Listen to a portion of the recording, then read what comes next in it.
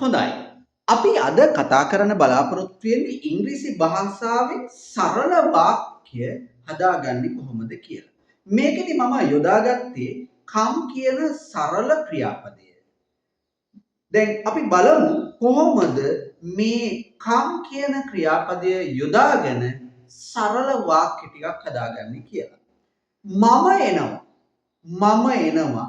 මම I එනවා. come I come. අපි එනවා. අපි we එනවා. come we come. ඔයා එනවා. ඔයාට ඉංග්‍රීසියෙන් කියන්නේ you එනවා. come you come. ඔයාලා එනවා. ඔයාලා.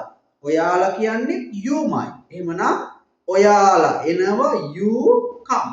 ඔවුන් එනවා. ඔවුන්ට කියන්නේ they එනවා. come they come. මෙන්න මේ විදිහට අපිට පුළුවන් බහුවචන නාමපද යොදාගෙන මේ විදිහට ක්‍රියාපද එකතු කරලා බොහොම සරල වාක්‍ය නිර්මාණය කරගන්න. එතකොට ඉංග්‍රීසි භාෂාව මුල ඉඳලා ඉගෙන ගන්න ඕනම අයෙකුට මෙන්න මේ ආකාරයට සරල වාක්‍ය බහුවචන නාමපදත් එක්ක ක්‍රියාපද යොදාගෙන අපිට පුළුවන් මේ විදිහට වාක්‍ය හදාගන්න.